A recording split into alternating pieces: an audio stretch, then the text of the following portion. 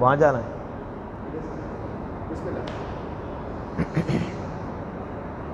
اعوذ باللہ من الشیطان الرجیم. بسم اللہ الرحمن الرحیم. رب اشرح لی صدری ویسر لی امری واحلل عقدۃ من لسانی یفقہوا قولی. الصلاۃ والسلام علی اشرف الانبیاء والمرسلین واہل بیتہ الطیبین الطاہرین المعصومین المنتجبین المکرمین الحر المیامین واللعنۃ الدائمۃ علی اعدائہم اجمعین من یوم عداوتہم الی یوم لقاء اللہ. قال اللہ الحکیم فی کتابہ المجید وفرقانہ الحمید. بسم اللہ الرحمن الرحیم. انا انزلناہ فی لیلۃ القدر وما ادراک ما لیلۃ القدر لیلۃ القدر خیر من الف شہر تنزل الملائکۃ والروح فیہا باذن ربہم من کل امر سلام ہی حتی مطلع الفجر. اللہ تبارک و تعالیٰ نے ماہ مبارک رمضان ہم انسانوں کی مہمانی کے لیے قرار دیا ہے. یہ وہ مخصوص شہر اللہ ماہ خدا کہ جس مہینے میں ہم سب بندگان خدا خدا کی میزبانی کے درمیان خدا کے مہمان کے طور پر دعوت کیے گئے ہیں. یہ وہ مہینہ ہے کہ جس میں اللہ کی بہترین طریقے سے بندگی کر کے دکھانا ہے اور اپنے آپ کو خدا کا بندہ ثابت کرنا ہے. وہ خدائے وحدہ لا شریک اور وہ خدائے ارحم الراحمین، وہ پاک پروردگار جس نے ہمیں خلق کیا، جس نے ہماری ہر طرح سے پرورش اور حفاظت اپنے ذمے لی اور ہر طرح سے ہماری ہر نیاز ہمارے منہ سے دعا کی صورت میں نکلنے کے ساتھ ہی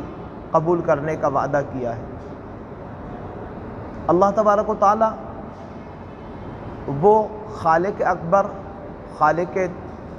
دو جہاں، ہم سب کو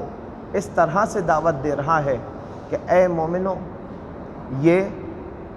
وہ مہینہ ہے کہ جو اپنی تمام برکتوں، رحمتوں، نعمتوں کے ساتھ تمہاری طرف آ رہا ہے. آنے والا یہ مہینہ جو ہماری طرف آ رہا ہے، ہمیں اس کا استقبال کرنا ہے. استقبال کرنے والا بندہ مومن ہو اور آنے والا شہر اللہ ہو. یہ قدم بقدم، نفس بنفس، لمحہ بلمحہ ہمارے نزدیک ہوتا چلا جا رہا ہے.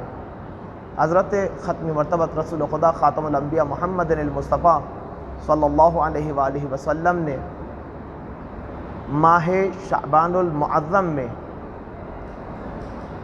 آخری دنوں میں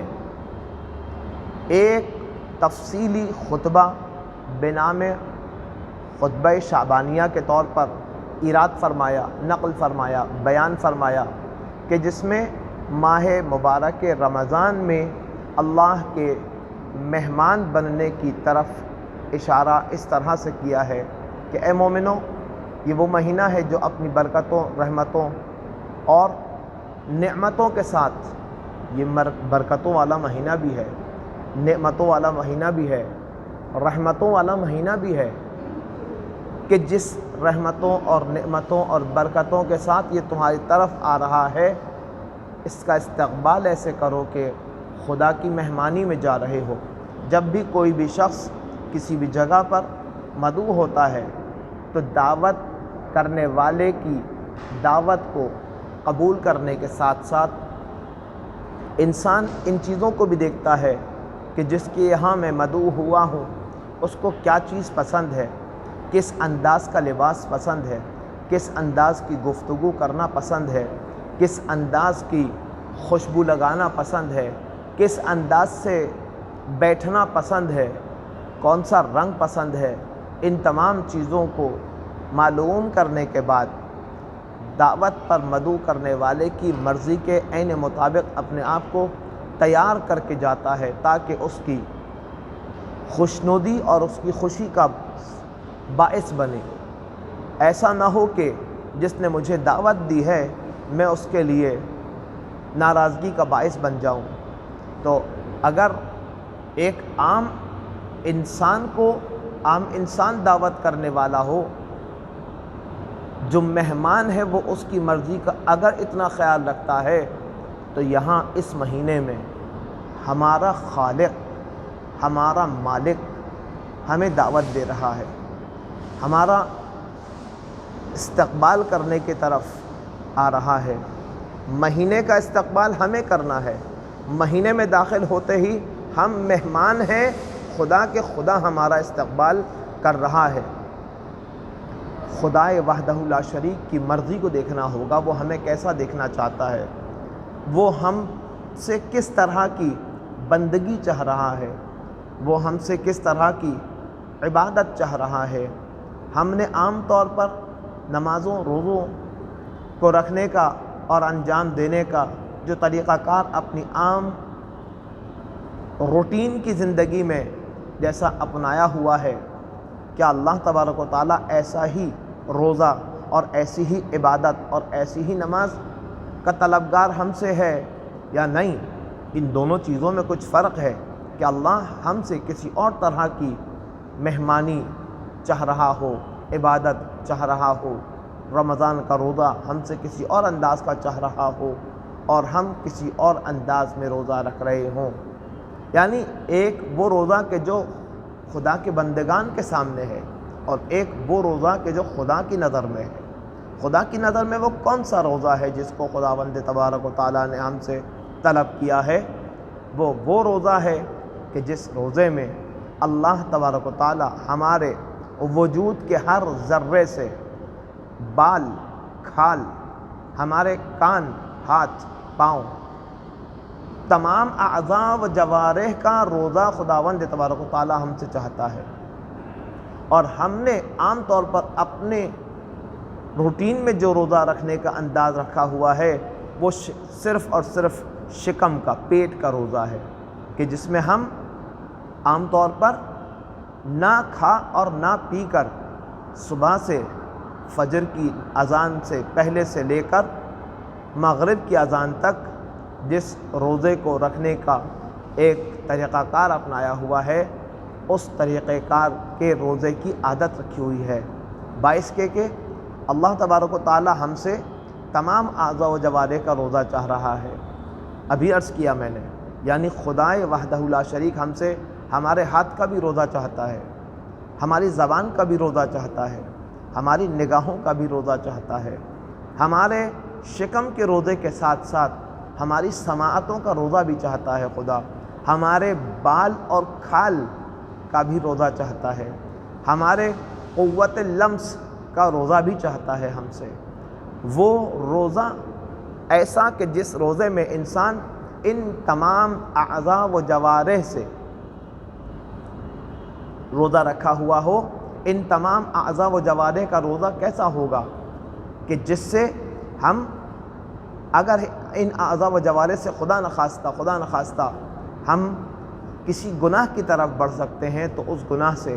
اس روزے کے ڈیوریشن ہی میں نہیں فقط بلکہ اس پورے مہینے میں اپنے آپ کو خدا کی نافرمانی سے بچانا اور خدا کی بندگی میں لانا، یعنی جس عضو اور جن اعضاء و جوارح کو خدائے وحدہ لا شریک نے جس مقصد کے لیے ہمیں عطا کیا ہے، ہم ان اعضاء و جوارح کو انہی مقاصد میں استعمال کریں، یعنی مثبت استعمال کریں۔ اگر ہم اپنے کانوں کی سماعت کو، اپنی آنکھوں کی بصارت کو اور اپنی فکروں کی گہرائی کو، دل کے ارادوں کو، ہاتھوں کے لمس کو گناہ سے بچاتے ہیں، اور ارادہ گناہ سے اور فکر گناہ سے بچاتے ہیں، تو یہ ہماری عقل کا،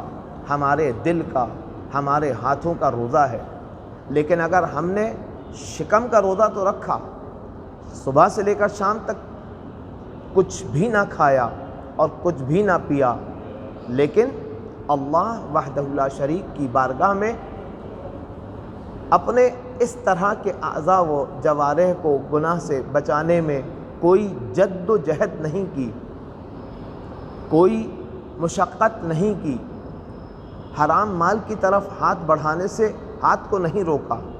غلط فکر کی طرف جانے سے عقل کو نہیں روکا، غلط ارادوں کے کرنے سے دل کو نہیں روکا، اور گناہ کی طرف بڑھنے والے قدموں کو روکا نہیں، تو پھر اللہ وحدہ لا شریک ایسے روزے سے راضی نہیں ہے، اس لیے کہ خدائے وحدہ لا شریک نے ایسا روزہ ہم سے طلب ہی نہیں کیا تھا۔ جس روزے کو ہم روزہ کہتے ہیں وہ وہی روزہ ہو جانا چاہیے جس روزے کو خدا روزہ کہتا ہو۔ مینز ہمیں اپنی اصطلاح کو چھوڑ کر اللہ کی اصطلاح روزہ جو خدا کے نزدیک مفہوم روزہ ہے، اس ہی روزے کو اپنی اصطلاح میں بھی روزہ قرار دینا ہوگا۔ اگر اپنی اصطلاح میں بھی وہی روزہ قرار دیا، تب ہم اس روزے کے رکھنے کی پریکٹسز میں آگے سے آگے بڑھیں گے، اور خدائے وحدہ لا شریک نے ماہ مبارک رمضان، ماہ سیام کی جن رحمتوں، برکتوں اور نعمتوں کی طرف اشارہ کیا ہے، بعید ہے کہ خدا وعدہ کرے اور عطا نہ کرے۔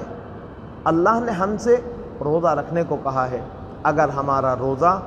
وہ روزہ ہو جائے جو خدا ہم سے طلب کر رہا ہے، تو پھر خدا نے ان روزوں کی بابت، ان روزوں کے مقابل میں جن نعمتوں، برکتوں، رحمتوں کا وعدہ کیا ہے، خدا ان نعمتوں، برکتوں اور رحمتوں کے عطا کرنے میں کسی طرح کی کوئی کمی نہیں رکھے گا۔ یہ وہی خدا ہے جو خود بخود ہمارے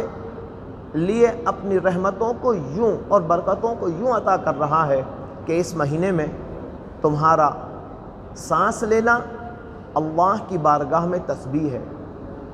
انفاسکم تسبیح ونومکم عبادہ، اور اس مہینے میں تمہارا سونا عبادت ہے۔ یعنی اگر اللہ تبارک و تعالی عام دنوں میں سونے کو، آرام کرنے کو انسان کے لیے جسم کے سکون کا باعث قرار دیتا ہے کہ جس کے ساتھ ساتھ کوئی ثواب نہیں ہے، لیکن اس مہینے میں سونے کو بھی خدا نے ثواب قرار دے دیا ہے۔ سانس لینا 11 مہینوں میں کہیں بھی کسی بھی لمحے عبادت کے طور پر قرار نہیں دیا گیا کسی بھی روایت میں، لیکن اس مہینے میں، ماہ سیام میں، شہر اللہ میں اللہ تبارک و تعالیٰ نے قرار دیا ہے انفاسکم عبادہ، انفاسکم تسبیح، تمہارا سانسیں لینا اللہ تبارک و تعالیٰ کی بارگاہ میں تسبیح ہے۔ اگر یہ تسبیح کرنا سانس لینا ہے، تو پھر اپنی نگاہوں کو گناہوں کی طرف بڑھنے سے بچانا کیوں نہ تسبیح قرار پائے گا آنکھوں کی۔ اپنی سانسوں کو ان لمحات کے لیے معین کر دینا، ان لمحات کے لیے بچا کر رکھنا۔ کون سی سانسیں؟ جن سانسوں سے ہم اپنے آپ کو جی رہے ہیں، نہ یہ ہمارے پاس کنٹرول کرنے کے لائق ہے اور نہ ہمیں اسے روک سکتے ہیں،